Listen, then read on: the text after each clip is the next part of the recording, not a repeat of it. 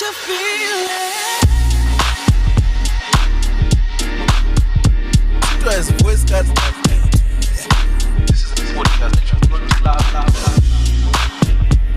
Hey, what's happening? This is your host Tinto. Before we get started on this week's episode, I'd like to give a shout out to everybody that got me coffees, starting with you, Paida Chinamo. Thank you for your generous coffee there. Didn't leave a comment, but thank you for all the support all the same. Then next up, I got Ropawe Afro. Jeez, sis, haven't heard from you in a while. Ever since you wrapped up your masters. 5 generous coffees. Thank you very much. And your commentary reads, as always, thank you for keeping us from moving dizzy in these streets.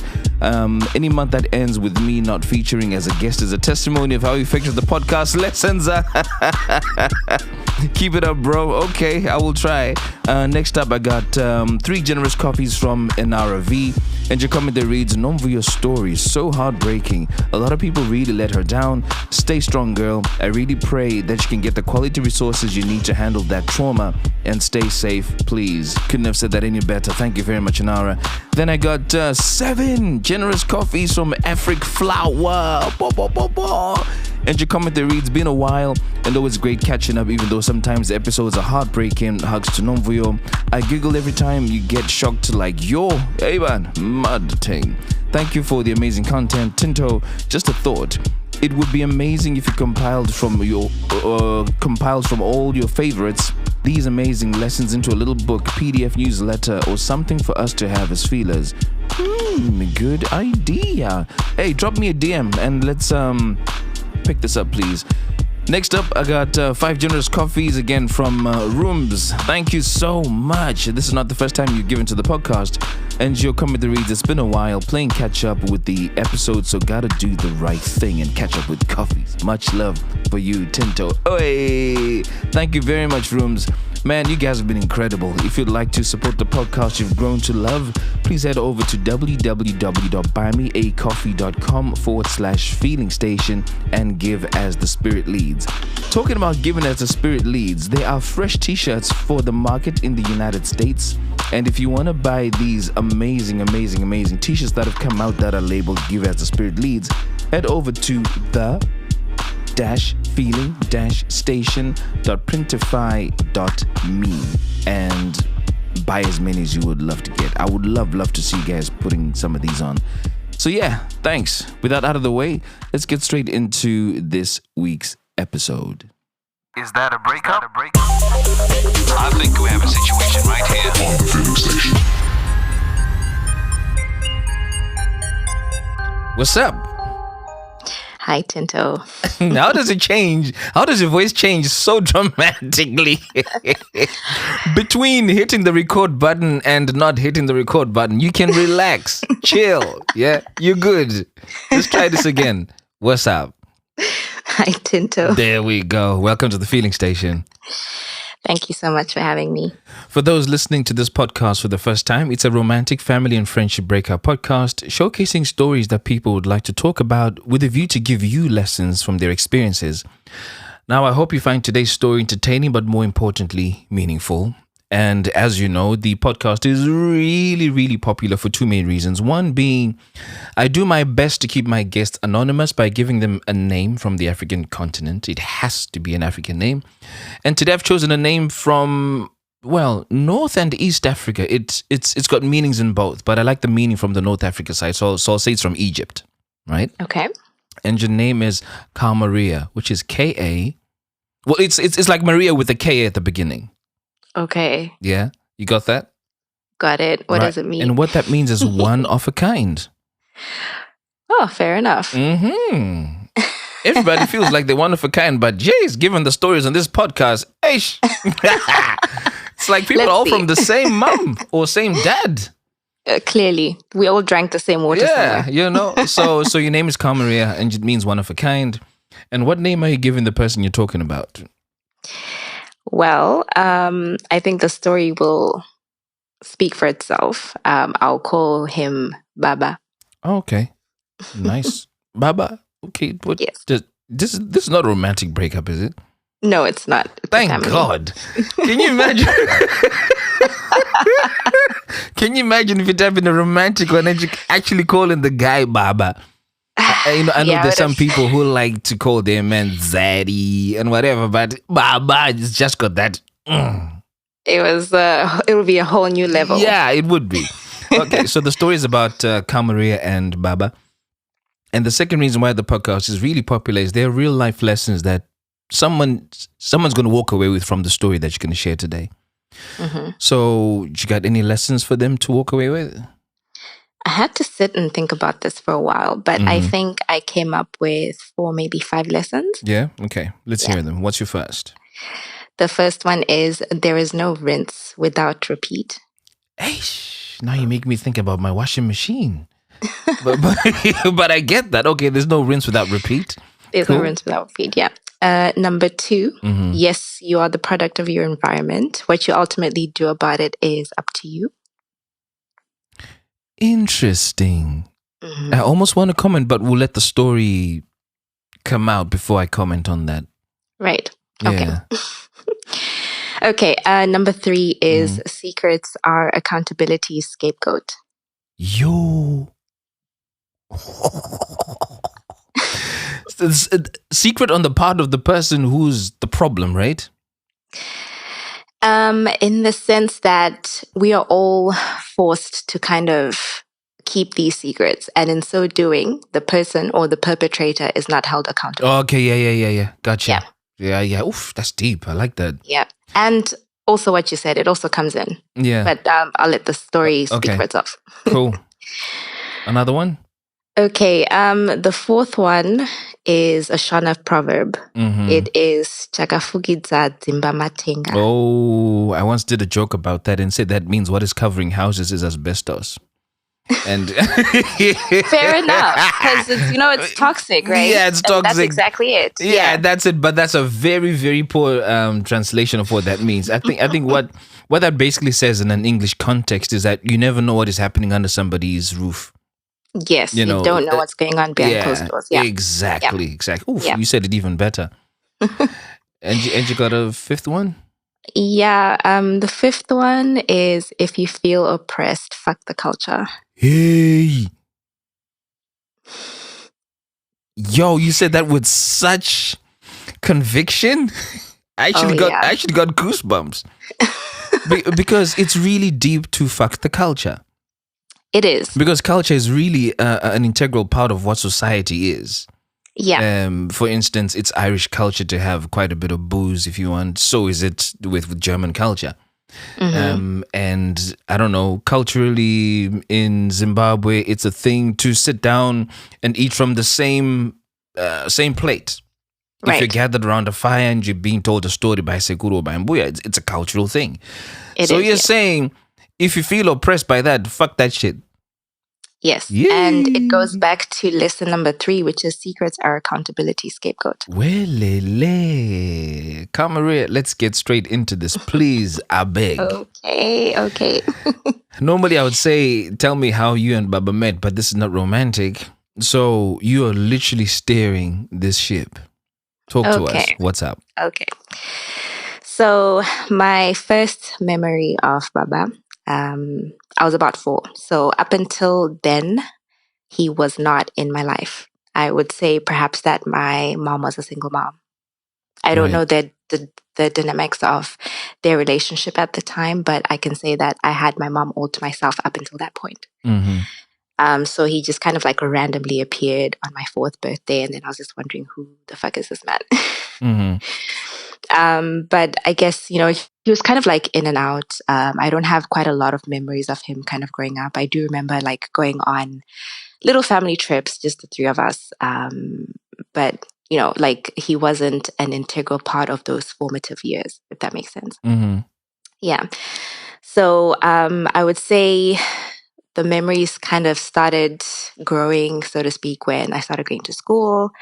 I was kind of, I was quite smart growing up. I was an intelligent kid, very diligent, whatever. So, at the end of the year when you'd have your awards, I was always there. Mm-hmm. And what I found so strange was that he would take credit, like that's my kid, she's doing so well, blah, blah, blah. But like he wasn't really there for the hard work. So, when you're stuck with homework, you have to wait for mom. He wasn't there for the encouragement part if you felt like you couldn't do something, or even just the support in the extracurricular side. So, like, if you had a performance, you'd always count on mom to be there, but Baba was not there. Mm-hmm. So I just kind of figured, okay, maybe that's just his thing. He's working hard for the family and stuff. Only to find out later on in life that mom was actually the one funding all of this. Wow. Okay. Right. So my mom took care of us, or she held the family together financially, emotionally, physically at home. We didn't really have that kind of rapport between myself and Baba. It was more of like he believed that kids are meant to be seen and not heard. So it's always like he comes home, greet him, give him food, and then we fuck off. He watches TV. We don't really have like conversations. He doesn't want to know what happened at school or like how our friends are or anything like that. It was just, hi, here's your food, bye. And then, obviously speak to him respectfully. You always have to kneel, like all that stuff. Yeah. I'm not opposed to all of that. I understand, that bit of tradition that makes our culture so rich. But if it gets to a point where you are now feeling oppressed, like you can't express how you feel, whether or not it's about that person, then you start, raising questions. You start feeling a bit about everything. So one of, I guess, my earliest memories relating to, I guess, the dynamic that we have now was I'm the oldest. I have a few siblings that come after me, and one of them was born with a condition that, genetically speaking, is like a double recessive. So it comes from both mom and dad. Right. And Baba would always say that it was just my mom's side. Right. It took, I guess, yes, it's genetics, but like also a bit of accountability, which I found a bit weird because he did A-level biology. So I was kind of confused as to like where this came from. That like it's mom's fault that this is what's happened. Although I wouldn't say it's a fault because it's a condition. You can live with it, And he knows he was a carrier of this gene factor. Well, if he paid attention at school, then yeah. Okay, all right. Yeah. So I felt some kind of way about it, especially about this sibling, because it's like, how can you just look at my mom and say like it's all her fault? Like everything bad that happens is her. What about you? When are you taking accountability for that? But we'll put that aside. I have a massive age gap with another one of my siblings. And I ended up being like the deputy parent, which is kind of common in our culture. I taught them how to walk. I taught them how to eat. I used to take them to school, do homework with them, teach them how to read and write as best as I could. And I remember when that sibling was born, I would see my mom, doing the midnight feeds and everything. And instinctively, I would keep her company. Baba wouldn't be there. He would either be sleeping or he wouldn't be home, which I found kind of strange because, these are your kids at the end of the day. So during that time, it got to a point where I gave up extracurricular activities at school just so mom had time to rest instead of stressing about driving me to school events on the weekends. And Baba never stepped up for his wife or for the kids, to fill in that gap while, there's a newborn in the house. How old were you at this point? I was in my teens, so like 14, 15. And were you, at this point, could you tell that the dynamic between mom and dad is a bit funky? I could. I definitely could. I've seen it growing up, but, they'd always say, don't rock the boat. I'll explain a little bit more. Okay. Because obviously as kids, back in the day, it'd be like, oh, mom, can I have your phone to play games? Or can I have your phone, dad? And every so often I'd come across some messages. So I'd always have hypothetical questions like, mom, if a child saw such and such in, dad's phone or baba's phone, what should they do? And her response was always, don't rock the boat. So she basically knew that you were seeing stuff on your dad's phone. Yeah. What's one of the things that you saw that you had a hypothetical question about? It's, the typical text message from the other woman or women Saying, saying stuff like, I miss you. I had fun the other day. And like, when are you going to come and see me again? That kind of stuff. mm, Yeah. So it doesn't take much to put two and two together. yeah, And I became very protective of my siblings, right? Now thinking of the younger sibling, when that younger sibling was born, Baba would actually go around telling people that he never wanted that child. mm, Yeah. It was a bit of a mind fuck because he was there in the hospital, during the birth, walking around with the baby, but later on goes around telling people that I never really wanted this kid. And yeah, so that I instinctively became very protective of my siblings and of my mom, and kind of side-eyeing Baba in the process. His thing was he is a parent in that he provides for the family, which now I know wasn't really the case. mm, But it stopped there. Everything else was mom's responsibility. If I was sick or if anyone was sick, mom would be the one to take care of that. Maybe he would stop by the bedroom door and ask, like, how are you today? mm, But that's it. No update from the doctor. Are you taking your medication? Can I get you anything? Nothing like that. So that was the dynamic we had in the household. mm. Yeah. And he was also a bit of misogynist, I would say. It will come into play. I'm just giving you a bit of a background. He would say things like women dress for the male gaze. A woman Which dressed for is, the male gaze, as in you're dressing like yes, that for men to check you out. exactly. So if I'm wearing, I don't know, skinny jeans, or if I'm wearing a skirt that maybe just hits my knee, then I'm doing it to attract someone. Mm. Yeah. And you'd say this to your mom or to you? To us, the kids. Mm. Just randomly come in and be like, oh yeah, just, women who wear makeup, who wear red lipstick, women who wear tight jeans, who wear short skirts, they're doing it to attract men. Mm. Yeah.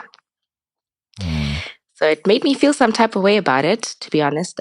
Also given the fact that the schools that we went to, they were very much focused on empowering us, as young women, telling us that we can do whatever we put our minds to, telling us that we don't have to stay here and we don't have to have that ideal of marriage and everything. It's like you can go out and conquer the world.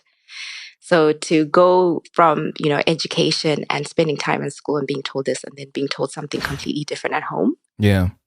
Weird, right? Confusing, yeah. Very confusing. Very confusing. Yeah.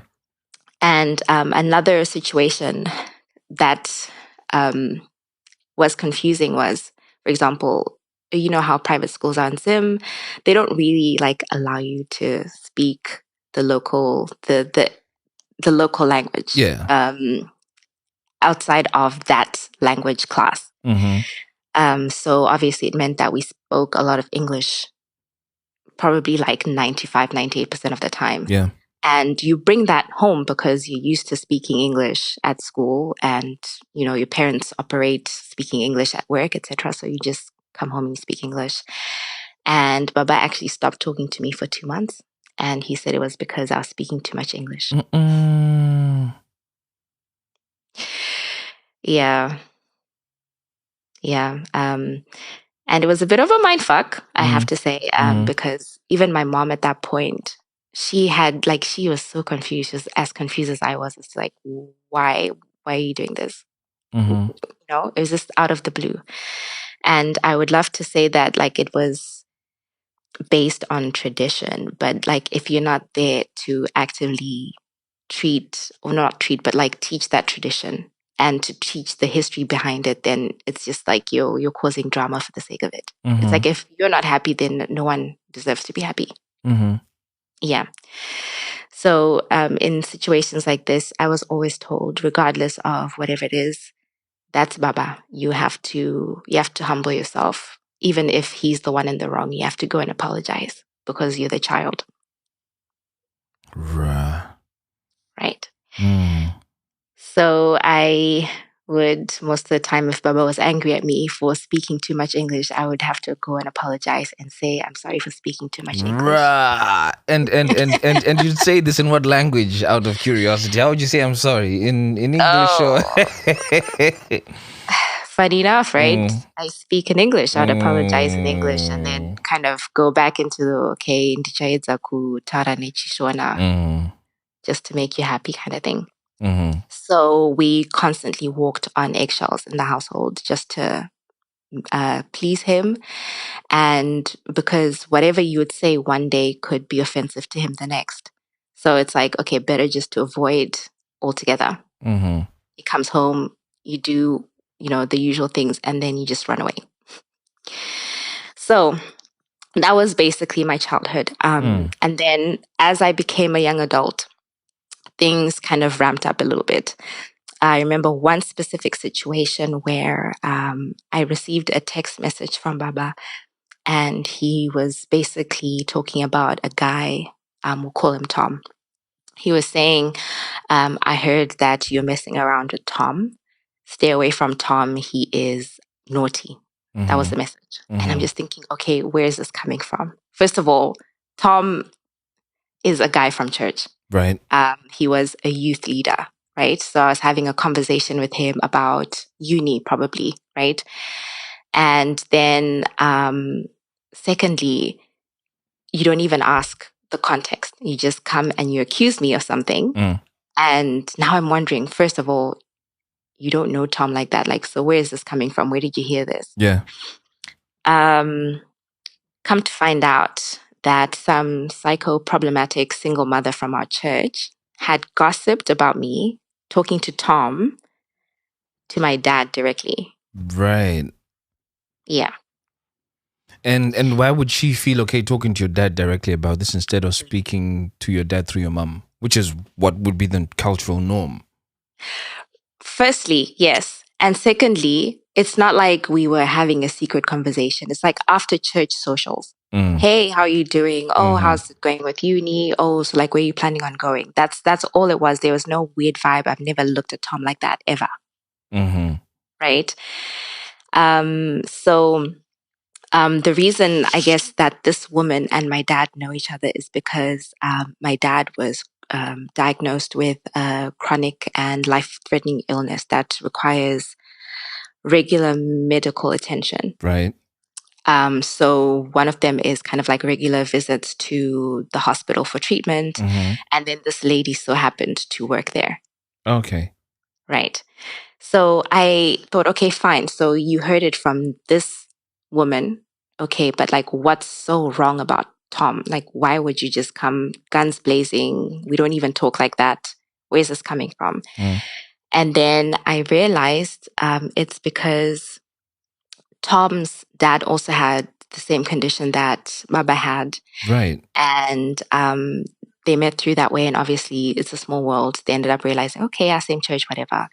But then later on, when I just randomly asked Tom, like, do you know my dad? And then he's like, yeah, like I actually once saw him with some women somewhere. And I think he probably then said that to you so that you wouldn't find that out from me. Oh. Yeah. Jeez. Okay. Yeah. So it's just like little secrets here and there, right? Covering your tracks as you go. So now moving on to uni, of course, I've mentioned my mom stepped up a lot. She covered all my expenses while I was studying, and it wasn't cheap. Studying in the country where I studied, it's not cheap, especially for international students. And I remember my first trip home from uni, I had money saved over, loyalty points, discounts, enough to buy my parents designer perfumes and a few things for my siblings. Yeah. And when I first handed over the gifts to my parents, the first thing Baba said to me was, where did the money come from? Because he knew that he wasn't contributing anything to my well-being abroad. He never asked about if I was eating enough or if I had a place to lay my head at night or if I was safe, but he always expected to be checked on. right? So there's the one element of kids are meant to be seen and not heard. That element of he's got a chronic illness, and now all the attention has to be on him On and him, on him yeah. at all times, but not realizing that like there's a whole other world outside of you and your situation. And just from a familial and just human connection, you should also check in on other people as well. So I guess that dynamic stemmed off the fact that we didn't really have that kind of rapport growing up. I couldn't just like call him and be like, yo, what's up? What's going on? Blah, blah, blah. Because now I have to sit and calculate in my mind, what am I going to say that might offend him? Should I mention this? Should I not mention this? And it tended to happen so often that like maybe I would say a joke or something, and then my mom would call me and be like, why were you saying this to your dad? Oh. So it's like, okay, I'll just leave this. Just put it to the side. Yeah. So with this in mind, the tradition part, his sister came to him after finding out that her own husband had been cheating and had kids outside of wedlock. Yo. Right? Yeah. And he sat her down and actually told her that you shouldn't get divorced because you'll look bad in society. Yay.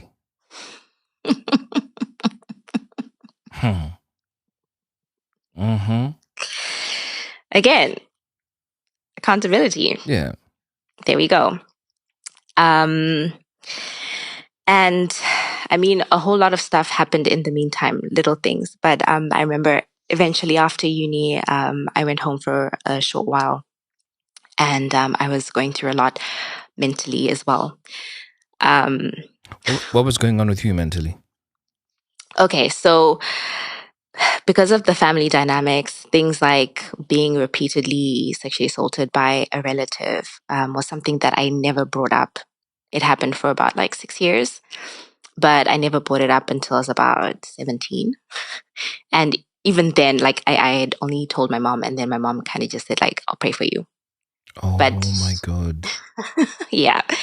But she never really said this to my dad. So probably up until now, my dad doesn't know. So because I had to keep that to myself for such a long time, it had an effect on me. And then additionally, after I had finished uni, I had also been assaulted by a friend or someone I considered a friend. And so I had to take all of that with me when I left because I hadn't dealt with it. And then I got home and, like, I don't want to say I was in a safe space, but I was far away from the situation enough to kind of like feel all the feels. Yeah. So my parents had said that they didn't want me at home because obviously economically it just was not the best place for me to start this new life as an adult who recently graduated, etc. So they're like, you need to go find somewhere to go. So I made some applications to do my master's. And then I remember it was hard for me, obviously, because mentally I am not in the right state of mind to be focusing on such applications. Yeah. And I had submitted the papers. They had to fly internationally, all that stuff. And then I missed the deadline by it was a Friday deadline, and then the papers were delivered on the Monday. But they still accepted the application, right?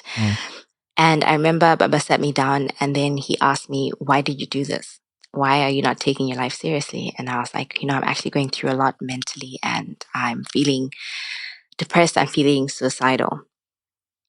And then he said, if I knew you wanted to kill yourself, I would not have wasted so much money sending you to school. Bruh.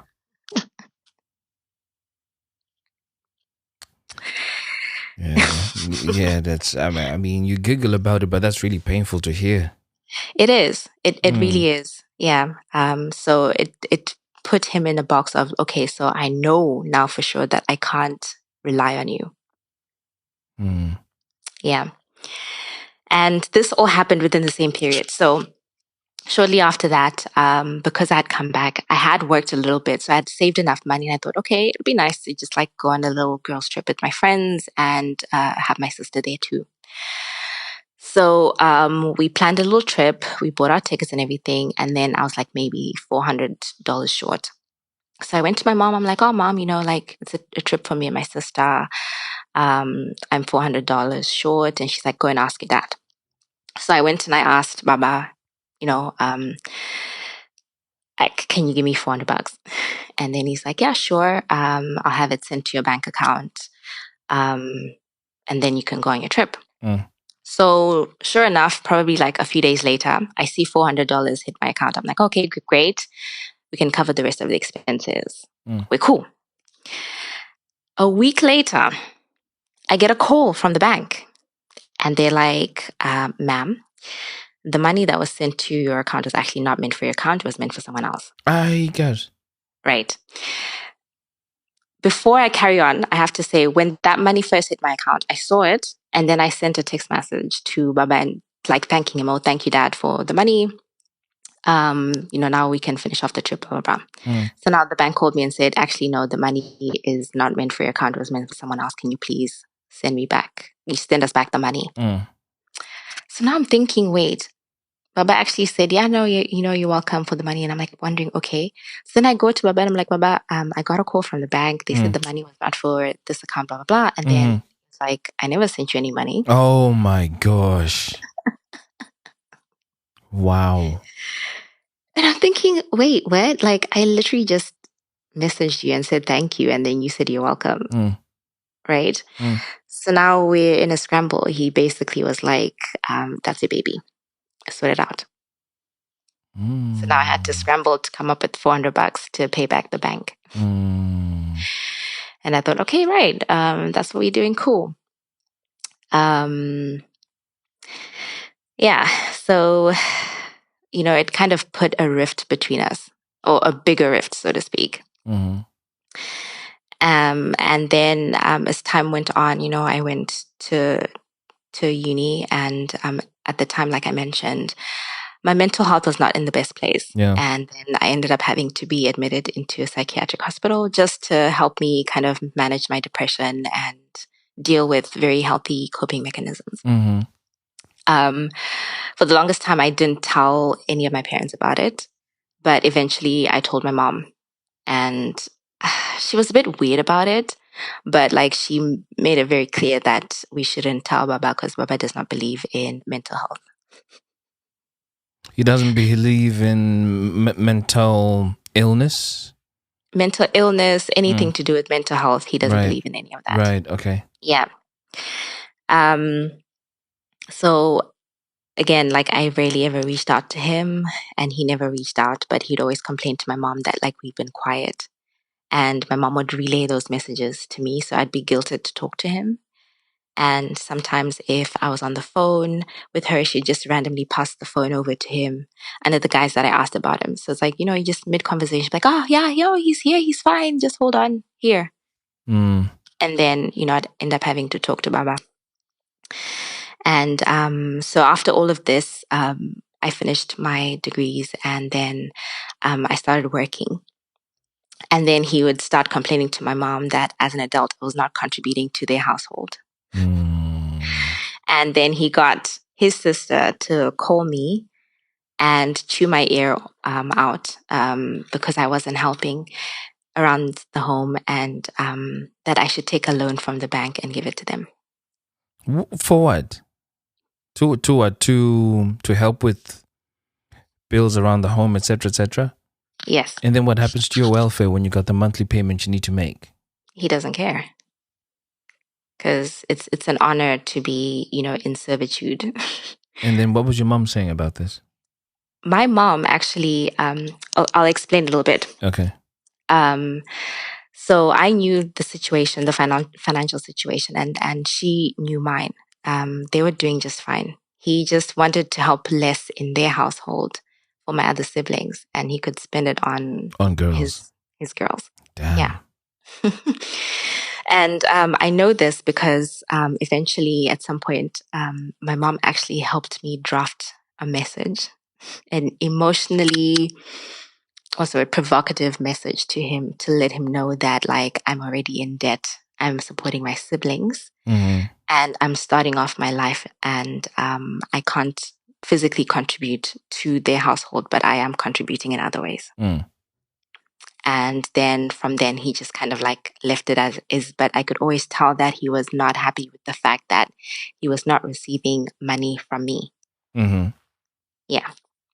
So all of this came to a head shortly after a big family event where like something good happened, and I didn't get any congratulatory messages from Baba. Mm-hmm. But like he actually messaged me berating me for not caring or checking in on him. Mm-hmm. And here I'm thinking like the phone works both ways. Mm-hmm. Like you can easily, why must you convey a message through someone? If you want to talk to me, you have my number, you can just write a message. Why Mhm. must I then be the one to be guilted into talking to you? You Mm-hmm. know? Mm-hmm. Yeah. Yeah. Yeah. Yeah. So anyway, during this time when all of this was happening, I was very unwell and I had a medical procedure coming up. So, he's calling or he's messaging, why aren't you talking to me? Like, I'm your father. You should be checking on me, blah, blah, blah. And then I told him, like, I haven't been well and I have a medical procedure coming up. And his question was, as a parent, why was he not informed of this? Mm-mm. And I'm thinking, No well, checking your in wife on knows, you that are you okay? Like what's right? wrong? Exactly. Mm. Or just like, how's work? Like, are you coping?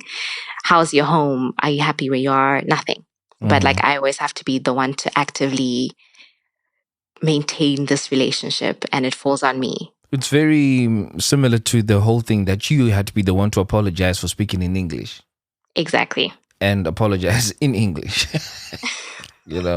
It's always got to be coming from the other end. Yeah, Okay. exactly. Right. Yeah. So my mom knew everything, but it was clear at that point that like she never really told him. And I think part of it was because like if she did, then he would be offended as to why are the kids coming to you and telling you stuff, but they're not coming to me. Mm. Yeah.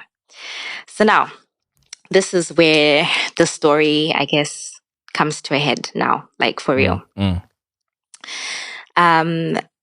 What I'm about to tell you is probably like one of the biggest mindfucks I've ever experienced in my life. And I've experienced like quite a few. Like I've dealt with someone who was a high performing narcissistic cokehead kind of thing. Yeah, nah. Yeah, like I've dealt with some like really fucked up stuff, but like this really, like up until now, I don't know where to put it.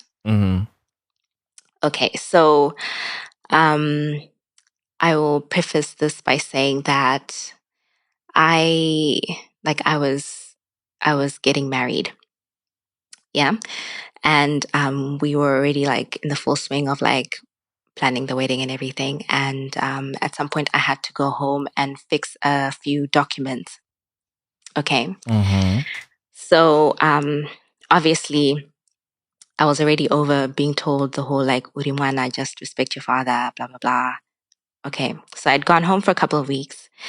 And as usual, you don't go home empty handed. You bring over gifts. Yeah? Cool.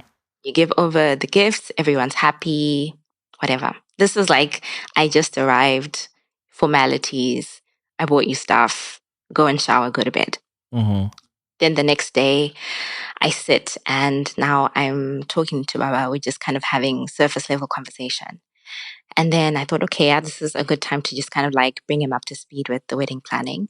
And I had done it this way because I didn't want anyone to be involved in the planning. So neither of my parents, none of my family was involved. I wanted to make sure it was my thing because I know how family dynamics work. Right.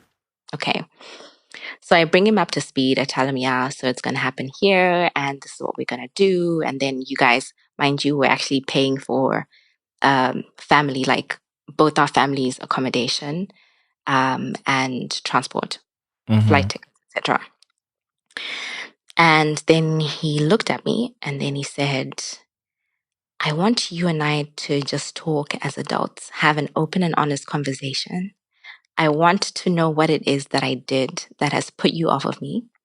If I've done anything to you or your mother, tell me so I can apologize. Sounds like a trap. Right. At that time, I didn't know that. Maybe this is where I probably take fault. I will take blame on this one. So I sat there and I was thinking, okay, open-minded and honest. This is a good start, because we hadn't been talking. Maybe, like we're trying to mend bridges and kind of move forward in a healthy way. Mm-hmm.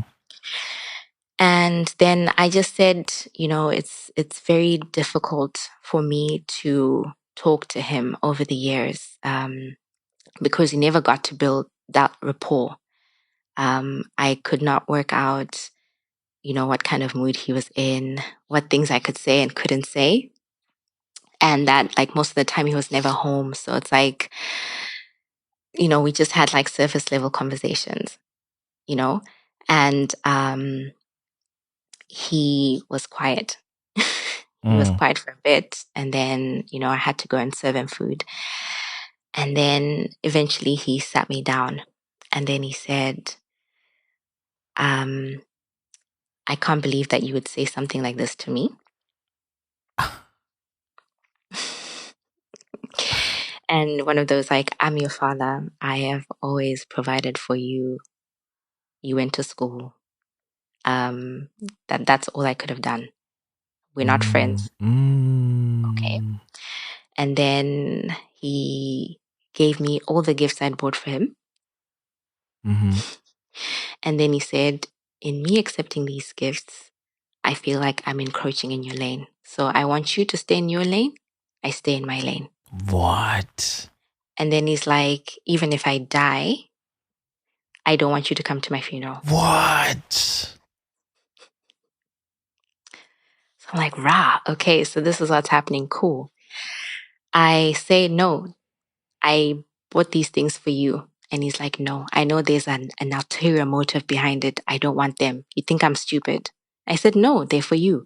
No, I don't want them. So we went back and forth 3 times. Yeah. And I was like, okay, cool. I took them. And I thought, okay, fine. I have these things. I'll probably just give them to my siblings then.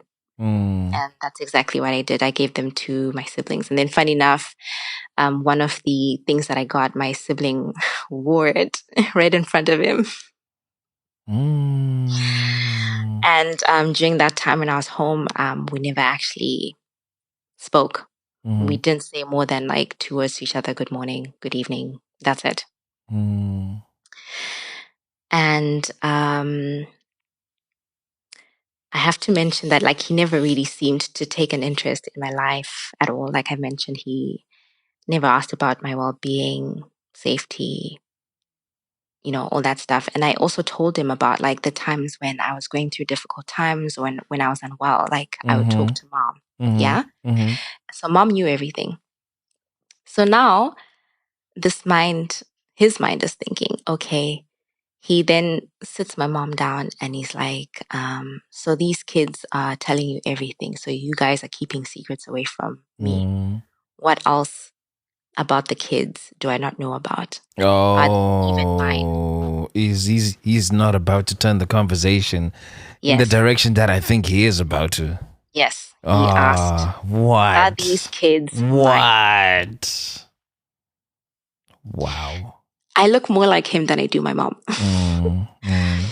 So in my over 30 years of existence, I found myself sitting in a DNA testing office. What? Yeah. And obviously, you know how it is. Like when you go to these spaces, like people will be side-eyeing you as well. Yeah, of course. Yeah, it's like when you go to a sexual health clinic. Yeah, exactly. People are like, "Oh, why are you here?" Exactly. And these, like we're all adults here. Like, look at me, like, yeah, yeah. Oh, it was crazy. And so now I had to deal with all of this while it was going on in the home. And people would tell me, like, you shouldn't be talking about this to other people. Just keep it in the home. And I'm thinking, no, but like this is affecting me mentally. It's affecting me emotionally. And I have to just keep quiet. Okay. So yeah, the tests come back. Surprise, surprise. Yeah. I'm his kid. Mm-hmm. Okay. And now going forward with the wedding plans and everything, he then says that like he doesn't want to come to the wedding. Reason being? He doesn't really give a reason. He just says he's not coming. He can't make it. Sure. Okay. So now this issue was then taken up with the elders in the family. And then they kind of told him that like, if you don't go, then you're not only doing yourself a disservice, you're doing your family a disservice as well. So it ended up him coming more because of his ego than actually wanting to be there for his own child. Yeah. And from that point on, I just made the conscious decision to not actively participate in the shenanigans. So I wouldn't necessarily say like it's a family breakup, but more of like I've washed my hands off the situation. Yeah. So yeah, we don't really have much of a relationship right now. It's still the same old like guilt tripping, mom saying, "Oh, you haven't spoken to your dad. He was asking about you, blah, blah, blah." But like my question always remains the same. Like he also has a phone. He also has my number. If he wants to talk to me, he can. But in all of this, I was actually forced to apologize to him again. To say what? Like, I'm sorry for the things I said. I'm sorry for offending you and upsetting you, for telling you that we never had a relationship, for telling you that like I felt like you weren't there for me when I needed you the most. Damn. I had to be the one to apologize. Yeah. And what about the fact that he's made you go for a DNA test? Because, the whole time that you're waiting to have that result, your mind is going to be unsettled. You're playing both sides of the coin. Yeah. What if he's my dad? What if he's not my dad? And it's very easy to play out each one of those scenarios until your mind gets to a point where it's like, okay, cool, maybe I need to stop because I don't have the result yet. Yeah. There's no apology. That man's never apologized for anything, ever. Even one time when he forgot to pick us up from school on like during winter, and we sat outside in the cold for 6 hours because he forgot. What? Yeah. Jesus. So I've been in this kind of mind space where I felt like I basically had to apologize for existing. Yeah. Yeah. So yeah, that's what's happened. I can see how that can be the feeling for you. Yeah. How, out of curiosity, how has this impacted things like your view on having children, etc., etc.? Oh, funny you ask. It's actually put me off having kids. So I don't want to have them because I sympathize with my mom having to hold up the family on her own, and having a partner who was not active in the kid's life and constantly blamed her for things, that probably she had no control over. For example, the genetic thing, and only taking credit when it was a public facet. So there's that one part. Yeah. And then the other part is me not knowing what kind of acknowledging that people change and sympathizing with my quote unquote unborn child, that like I could bring you into such an environment. I don't know if I could live with that kind of guilt. Yeah. Yeah. And then also being a deputy parent, Yeah. Raising I've already parented, so I don't think it's for me.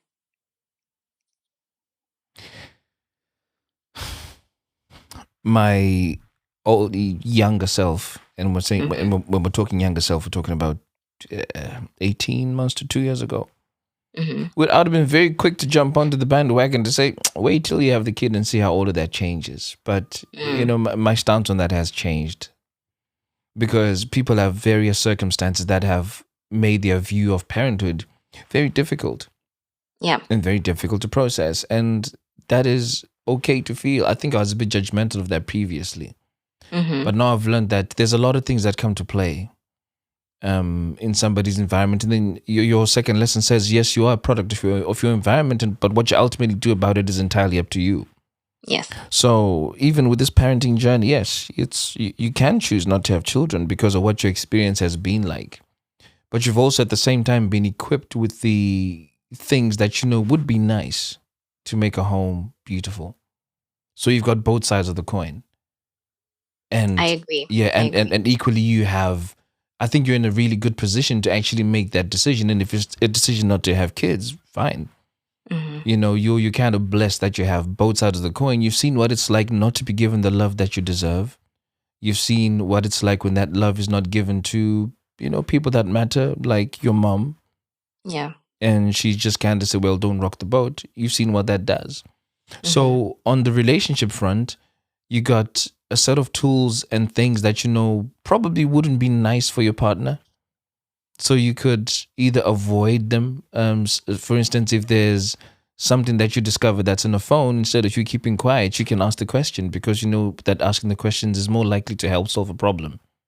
Right. Than Agreed. than keeping a secret and not being accountable. So that side of things, so you can decide how you stay your relationship with your partner.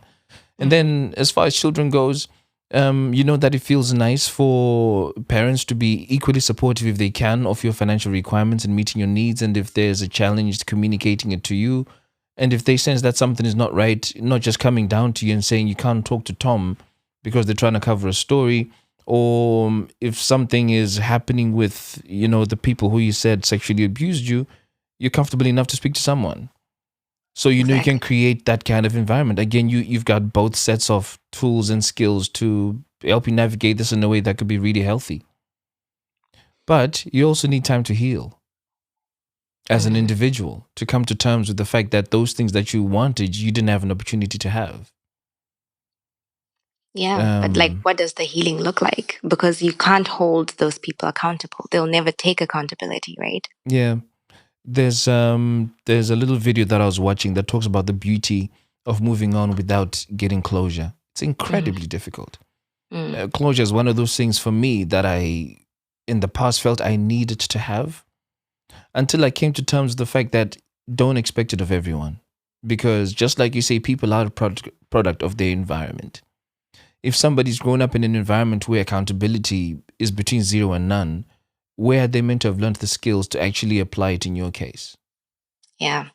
They just Someone don't have actually them. told to me. Yeah, and someone actually said to me that sometimes you just have to navigate life accepting an apology you'll never get. Yeah, correct.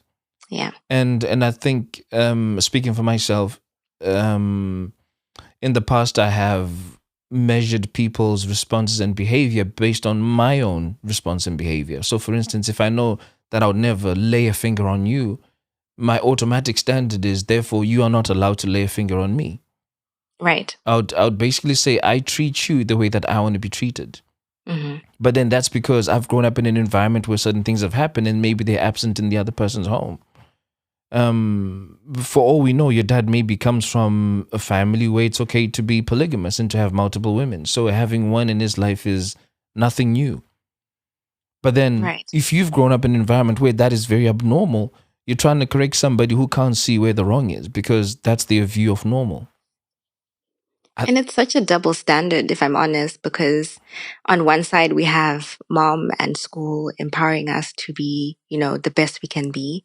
And then we've got Baba or dad on the other side, telling you that this is not how you be a good wife. And if a man cheats, you should forgive him. But then if a woman cheats, that's it.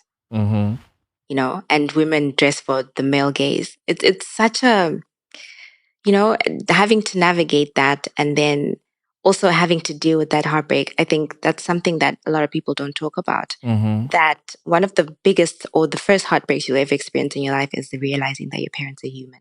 Oh my goodness. I wish you could say that again. Yeah. Yeah. It's such a huge heartbreak. Oh my goodness. It is. Yeah, it's a lot.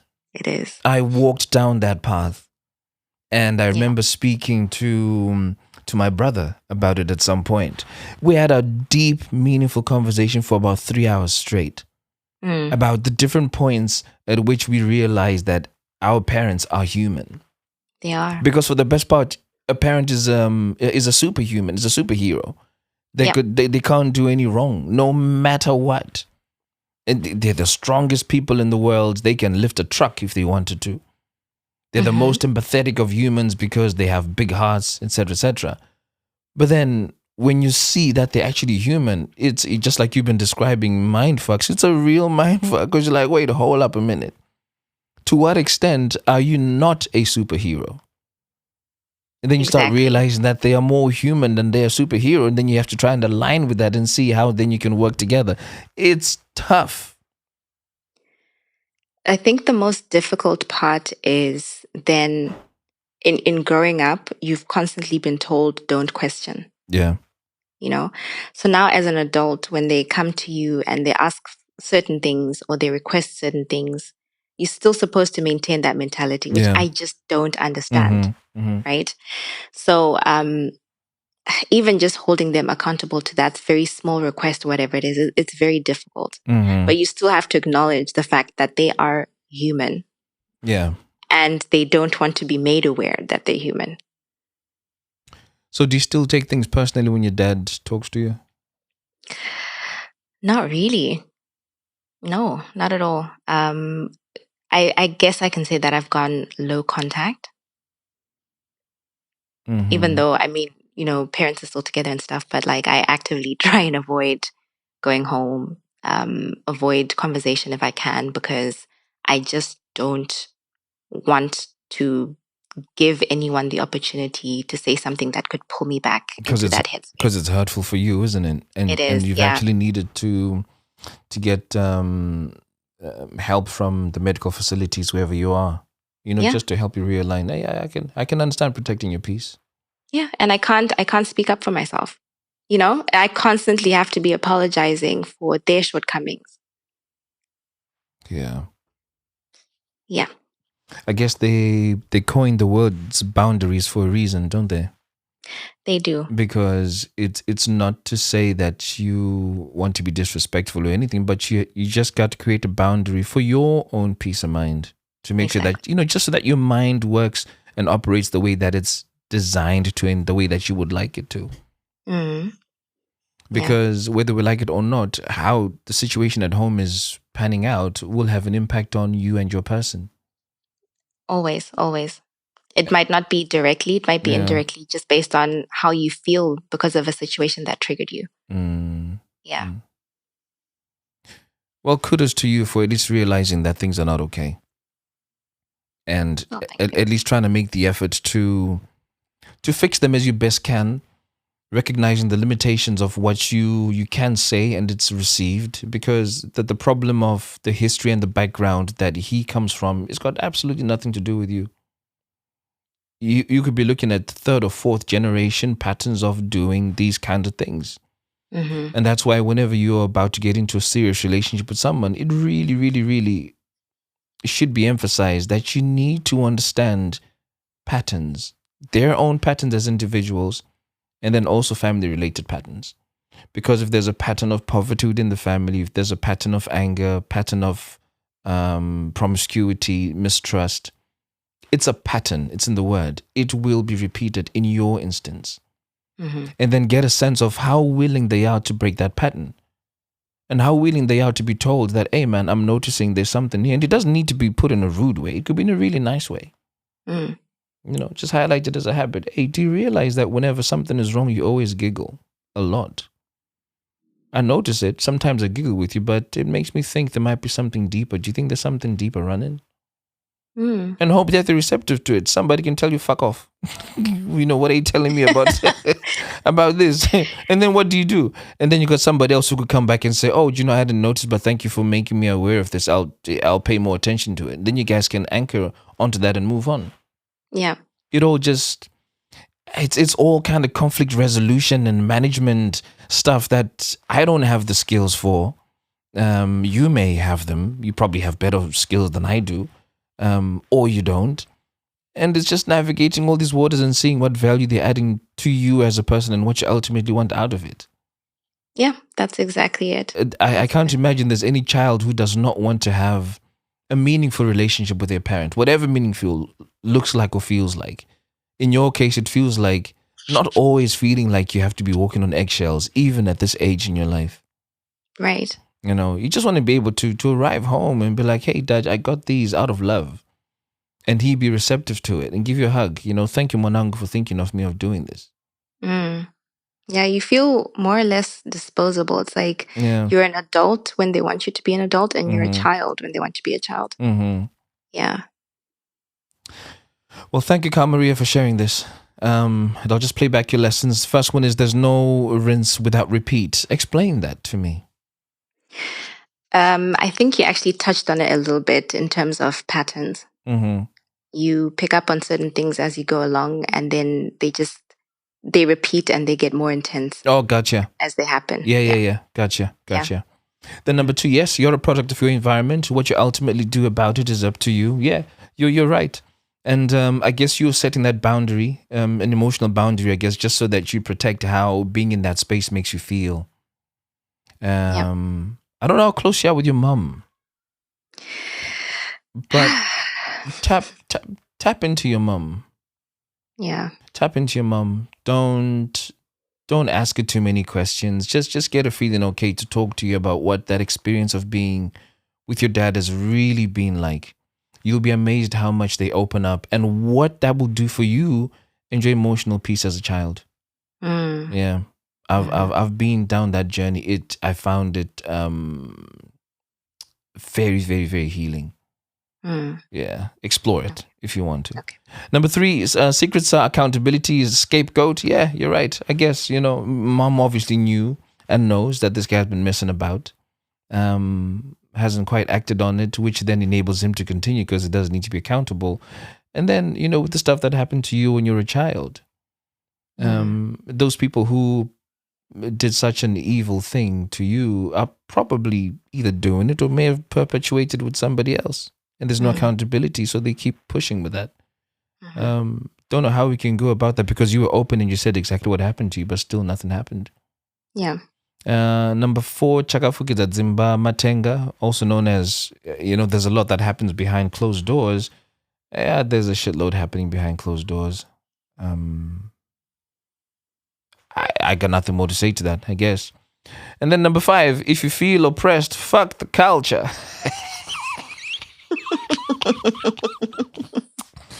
Well. What are your thoughts, Tinto? Look. It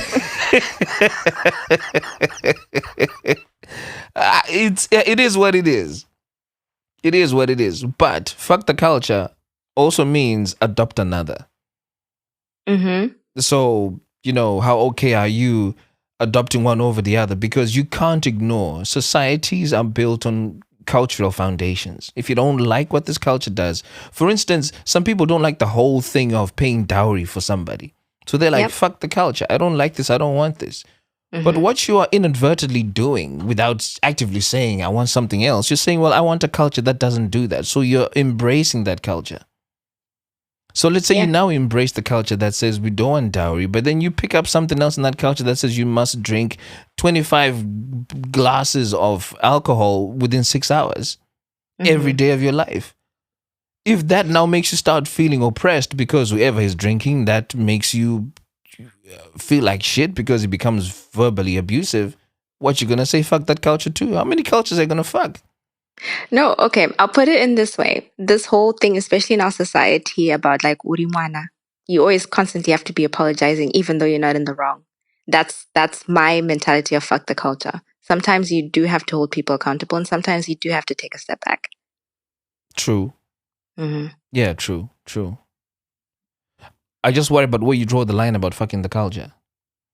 Because yes, okay, fine. Let's say urimwana and you always need to apologize. Yes, I don't like this. And then you go to a culture where the child doesn't need to apologize, and then you have a breed of disrespectful kids who don't give a shit about you as a parent. Then you're gonna say fuck that culture, and then what? What other culture you gonna move on to? I'm sure there can be a healthy line that can be drawn, right? Because it's you learn how to function as a good human being or a capable human being based on what you've seen in the household. Yeah. So if I've seen that people don't hold each other accountable in the household, then I can also go into the world and not hold other people accountable or not want to be held accountable. And it's a different world outside than it is inside the home. Yeah. You guys have been listening to another episode of The Feeling Station. I'm your host, Tinto, and I will catch you in the next episode. Peace. Tell me what you're feeling. Tell me Tell me what you're feeling. Now that it's zvandaro rwaini handichageza ini. Let me talk about my feelings. Let me talk about my feelings, yeah. Rudo imoto runotokuchidzirwa mai. Kuchidzirwa amai. Love is a fire. Rudo imoto runotokuchidzirwa mai.